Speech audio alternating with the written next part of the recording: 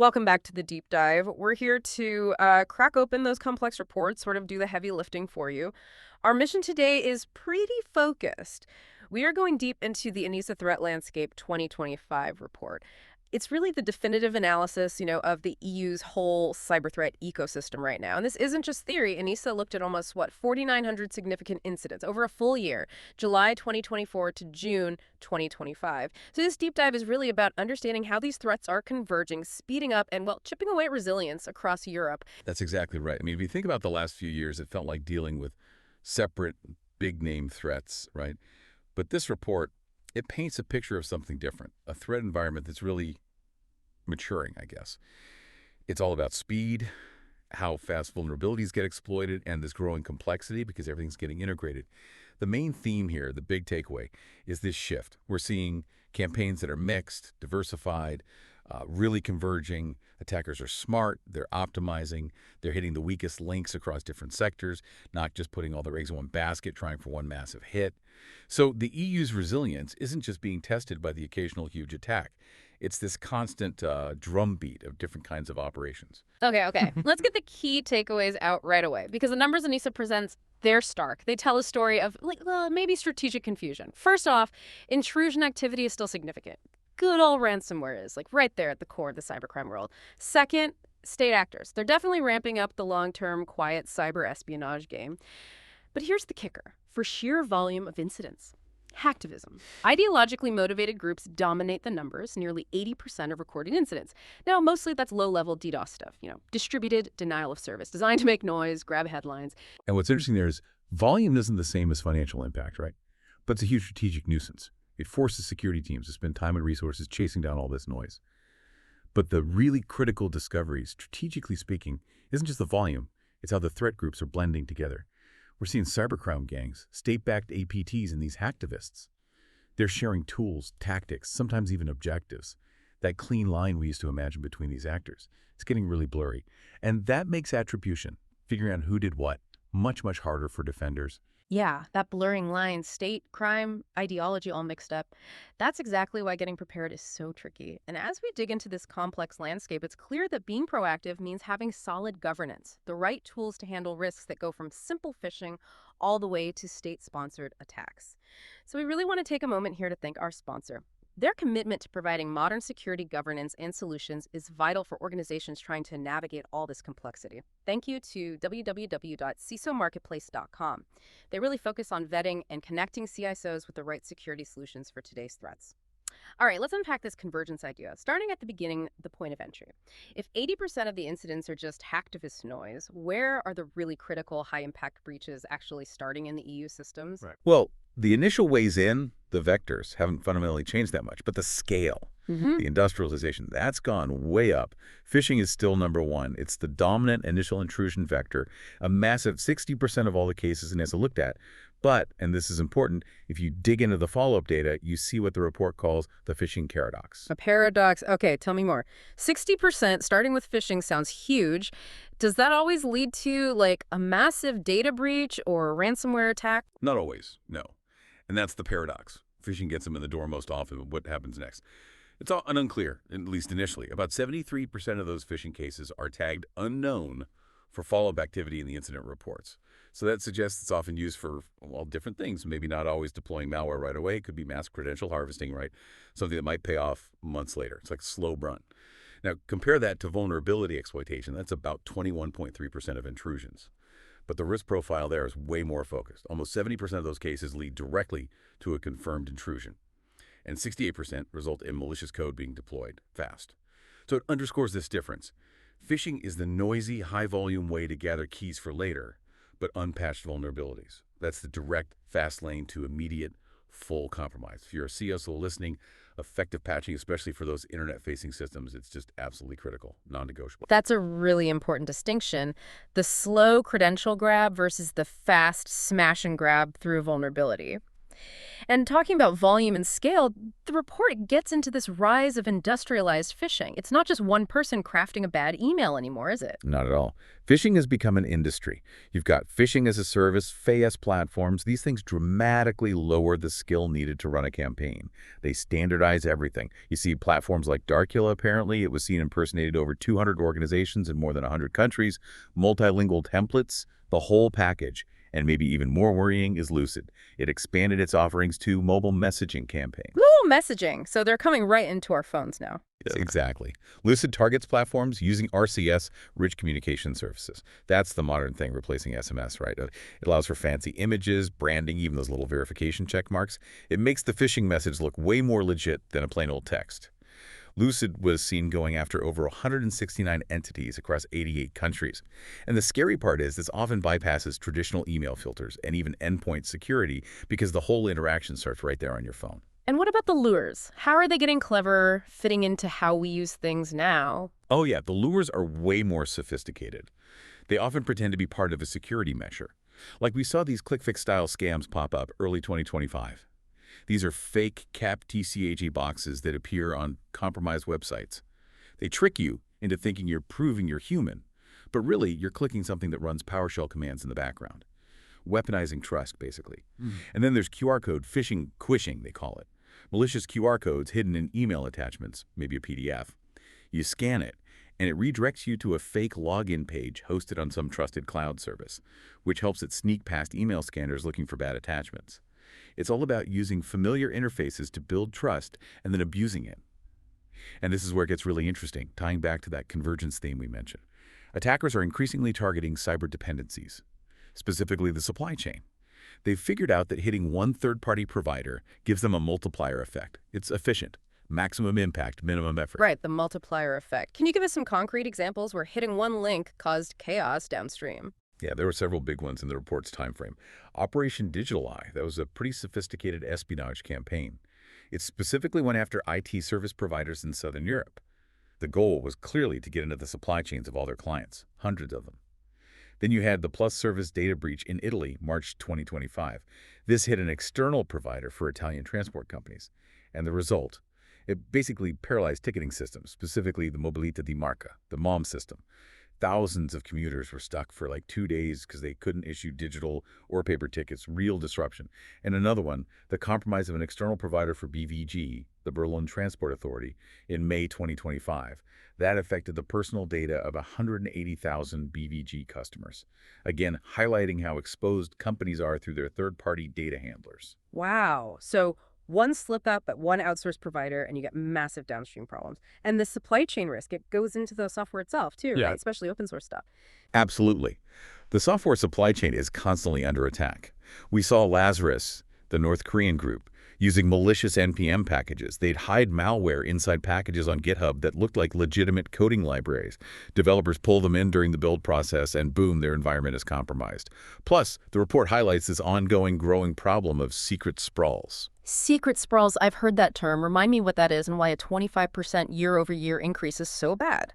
Okay, so a secret sprawl is basically when sensitive stuff like credentials, API keys, access tokens get accidentally left unprotected, often in public code repositories like GitHub, or even internal ones.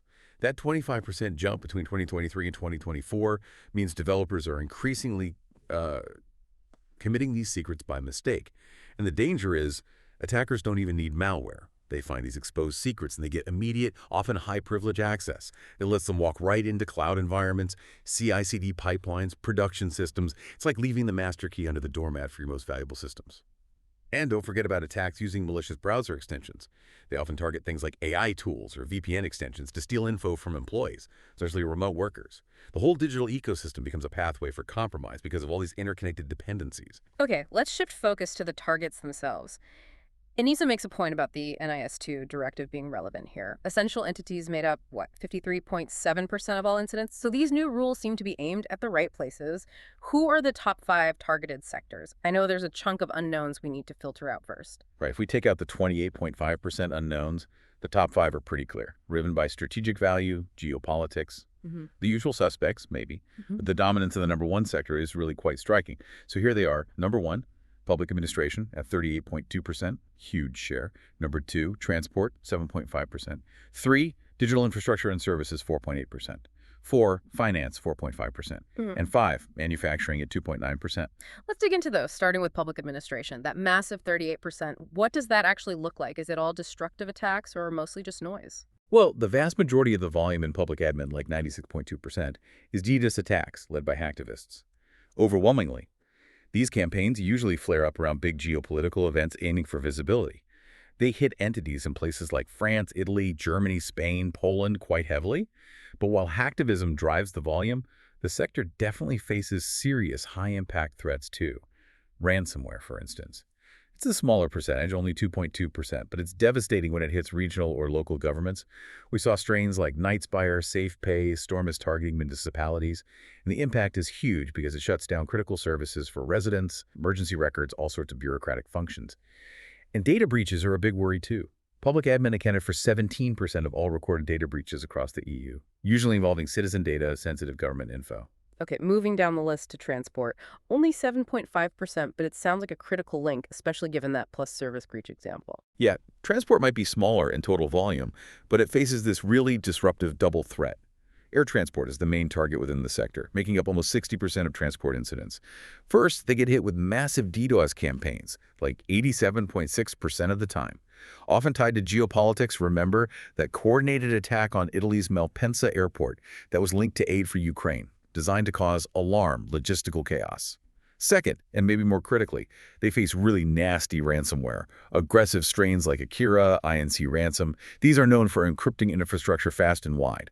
That leads to major service outages like that incident at Split Airport in Croatia, grounded flights, manual processing. That's an immediate hit to public safety and the economy. And then digital infrastructure and services, the DIS sector, includes telcos, cloud providers. That feels inherently high value. An attack there could cascade through everything else. Absolutely. Telecoms alone, that's 25% of the targeting within DIS.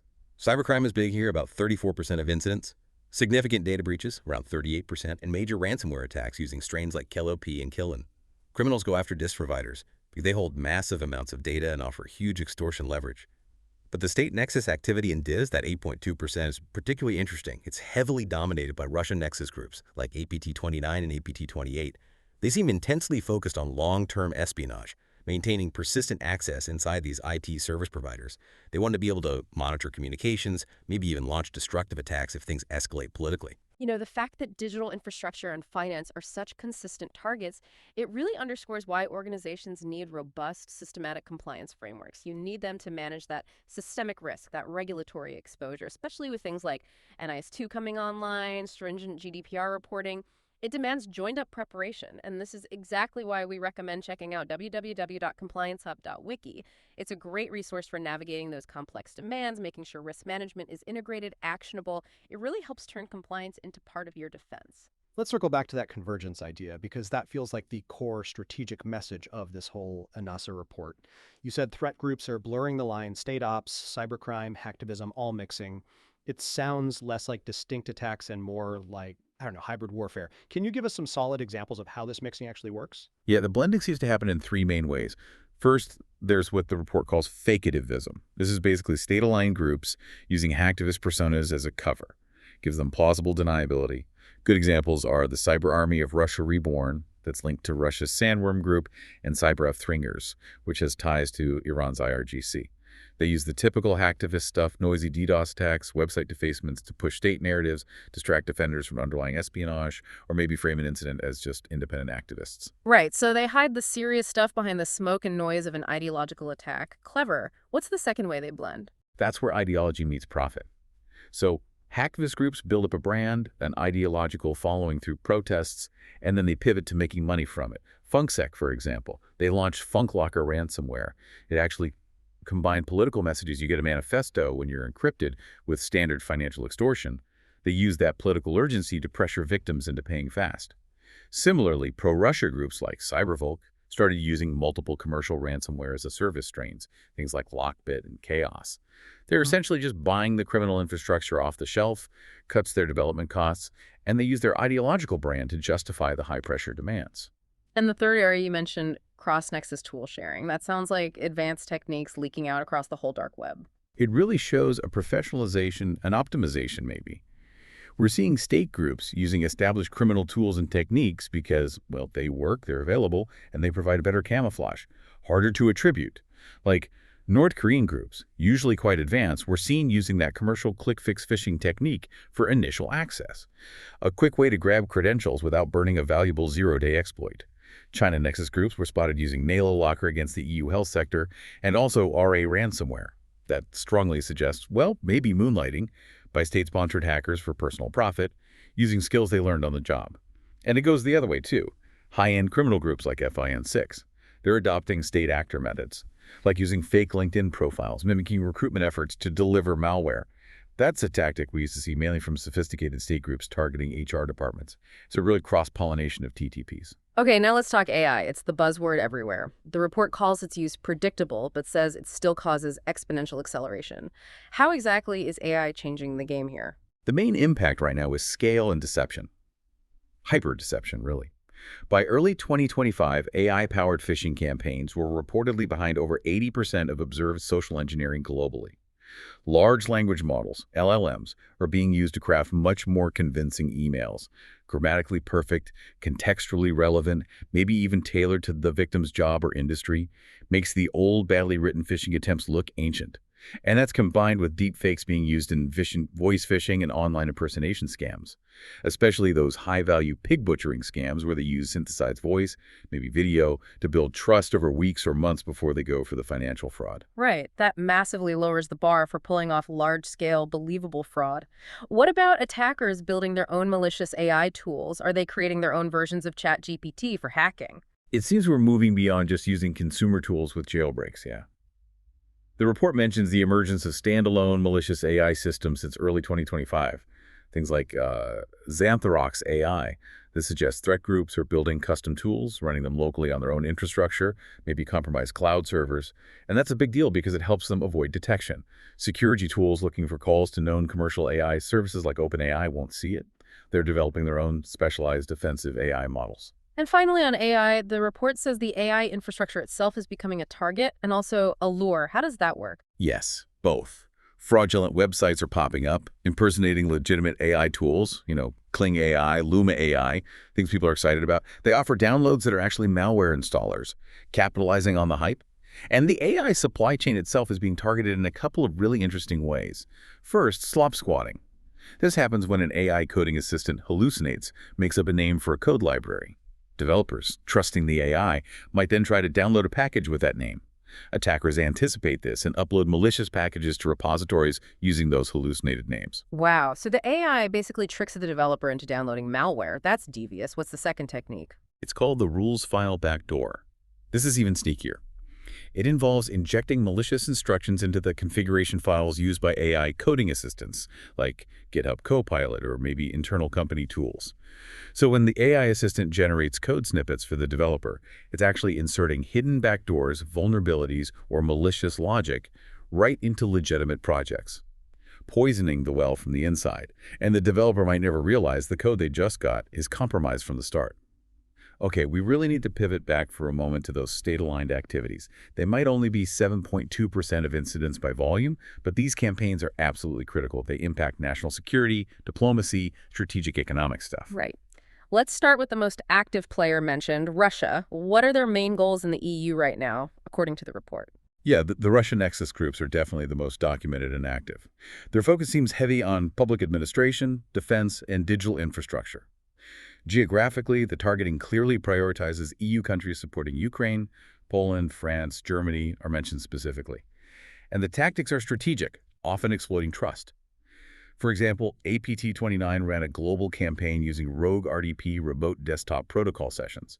They used spear phishing to get initial access, then used compromised but legitimate RDP connections to target NATO and the European Space Agency, ESA. Very stealthy. APT28 has been busy targeting diplomatic entities, political parties, often ahead of key elections. And Sandworm, known for more destructive attacks, they keep focusing on the energy sector, particularly gas storage infrastructure. Yeah. That gives them potential leverage, creating instability through energy worries. Okay, moving east then. How does China Nexus activity look different? The report seemed to suggest more of an economic and industrial focus. That's right. China Nexus groups seem focused on long-term strategic goals. Things like the Made in China 2025 initiative, securing Belt and Road Initiative transport routes, so their targets reflect that. Transport, especially maritime shipping and logistics. Digital infrastructure, mainly telecoms for monitoring, and stealing intellectual property from manufacturing sectors. Tactically, they make heavy use of compromised edge devices, routers, firewalls, IoT devices. They turn these into what are called operational relay boxes, or ORBs. An ORB is basically a compromised device they use to launch or bounce their attacks through. It makes the attack look like it's coming from somewhere else, a neutral country maybe. Makes attribution way harder, slows down defenders. UNC 5221 is mentioned as a group doing this a lot. And Mustang Panda, another key group, has shown a real persistent interest in maritime industries, likely gathering intel on global trade and critical infrastructure. And then North Korea, famous Cholima, their focus seems primarily financial, funding the regime, but with an espionage angle mixed in. Exactly. It's heavily driven by finance and espionage needs. They focus on private companies in sectors with ready cash or valuable data. HR, cryptocurrency exchanges, finance firms. Famous Cholima is notorious for this tactic where their operators actively try to get hired as IT workers globally. They've even infiltrated defense-related companies in the EU this way. It's a long game. It gives them persistent internal access for gathering intelligence over time. And often, when their contract ends or they're discovered, they pivot to extortion, using the data they stole to demand money. It generates revenue for the DPRK. It's a really unique and effective blend of human spying and cybercrime. Let's shift gears slightly to FIMI foreign information manipulation and interference. The report counted 86 distinct operations targeting the EU. This is all about controlling narratives, causing disruption, destabilization. What does that landscape look like? Yeah, the FIMI landscape described is almost entirely dominated by Russia-aligned operations. Groups like Doppelganger, Matryoshka, Portal Combat. Their activity spikes around strategic moments, elections, periods of political tension in countries like Poland, Romania, Moldova are mentioned. The tactics are purely about narrative control, trying to erode public trust in democratic processes and institutions. Can you pull out some specific manipulation techniques they're using that really stood out in the report? The techniques are getting more sophisticated, definitely harder to trace back. We see fabricated investigations, often pushed out initially by outlets like the Russian Foundation to Battle Injustice. They might claim, say, that a European aid group is secretly funding extremists. Then they launder these fake reports through networks of inauthentic websites and social media accounts. We also see lots of decontextualized quotes taking things out of context to twist meaning. And increasingly, AI-assisted voice cloning. The Matryoshka group uses this to impersonate EU officials. They create deepfake videos or audio clips that sound incredibly convincing, showing officials saying controversial things. It really boosts the perceived legitimacy of the fake news. And critically, the EU itself is constantly used as a lure. State actors, APT29 and others, keep crafting spear phishing emails that impersonate EU institutions, officials, events maybe referencing a fake diplomatic meeting or grant opportunity to trick high-value targets into clicking. Okay, let's get to the actionable stuff. The technical data confirms it. Vulnerability exploitation, that 21.3%, it's still a key way attackers get in fast. So we need to look at what's being exploited and how defenders can actually respond. It's about mastering the basics, really, but also moving beyond just simple patching cycles. Yeah, the numbers on new vulnerabilities alone are pretty sobering. 42,595 new ones disclosed. That's a 27% increase, and 64% can be attacked over the network. What are the specific high-value targets attackers jump on almost immediately? The report confirms what many security teams already know. It's those internet-facing applications, especially things that provide remote access. We're talking critical business apps like Confluence, Exchange Server, and those essential VPN appliances from Fortinet, Checkpoint, Palo Alto, the big names. These are being weaponized incredibly fast, often within hours of a vulnerability being publicly disclosed. Attackers are watching vendor security bulletins like hawks. So if you're not patching these internet-facing systems almost instantly, and I mean immediately, you are basically leaving the fastest door wide open for a full compromise. Okay, so patching speed is critical. What about other trends in how cybercriminals operate? Their TTPs. You mentioned evasion and professionalization earlier. Exactly. The focus is on speed and stealth once they're inside. First big trend, EDR evasion. Criminal groups like FIN7, Ransom Hub, they're using specialized tools more and more. Things like AV Neutralizer, EDR Kill Shifter.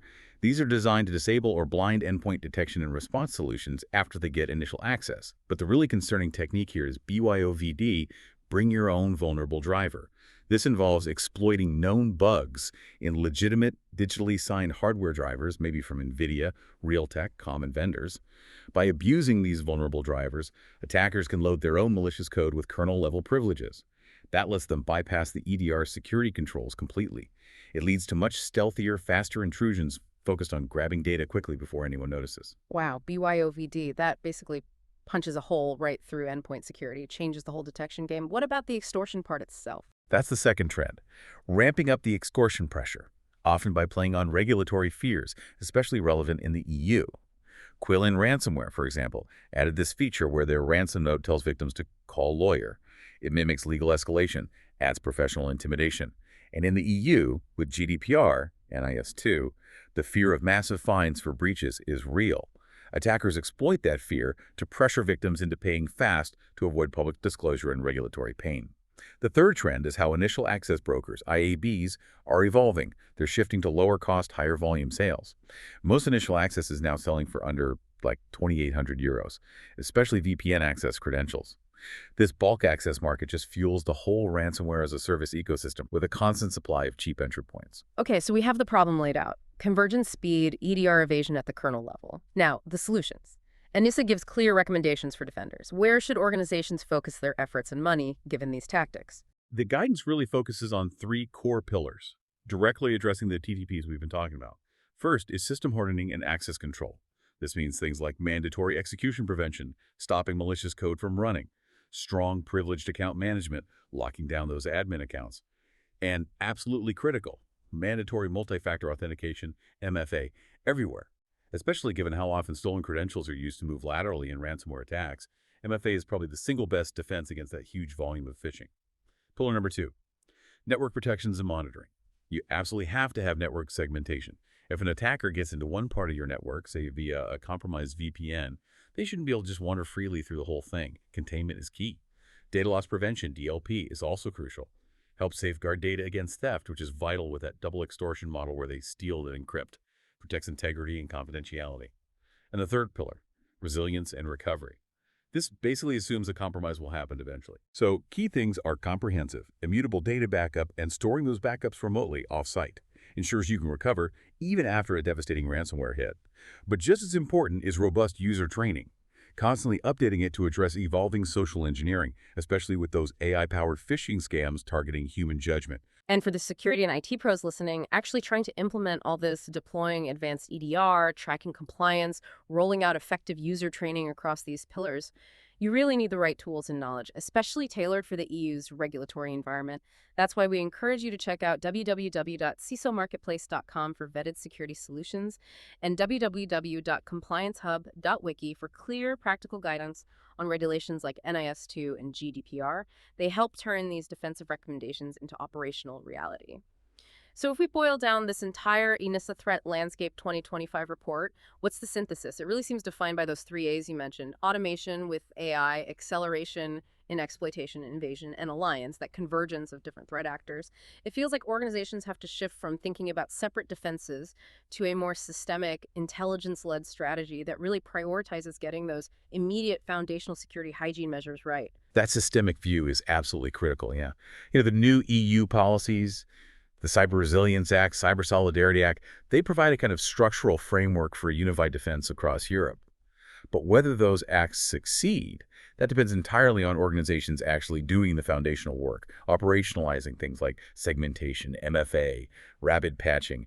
Defense isn't a product you buy anymore. It's a continuous adaptive process of good hygiene. Okay, we want to leave you, the listener, with a final, maybe provocative thought that comes straight out of this convergence trend. We mentioned hacktivism is mostly low-impact DDoS noise right now, but the report does note the emergence of groups like the Infrastructure Destruction Squad, and they're apparently advertising ICS-specific malware, Voltruptor it's called. Malware designed specifically to damage or disrupt industrial control systems. So, the question for you to think about is this: how quickly will this convergence trend push highly advanced state-level disruptive capabilities into the hands of these currently low-impact, ideology-driven groups whose main goal might just be chaos, not profit? Yeah, that convergence, combining sophisticated destructive power with pure ideological motive, maybe state capability marketed to anarchists, that's the potential long-term systemic risk we all really need to keep a close eye on as these threat landscapes continue to merge and evolve. Absolutely. A sobering thought to end on. Thank you again to our sponsors, www.cisomarketplace.com and www.compliancehub.wiki. We truly appreciate your support for the deep dive. We'll see you next time.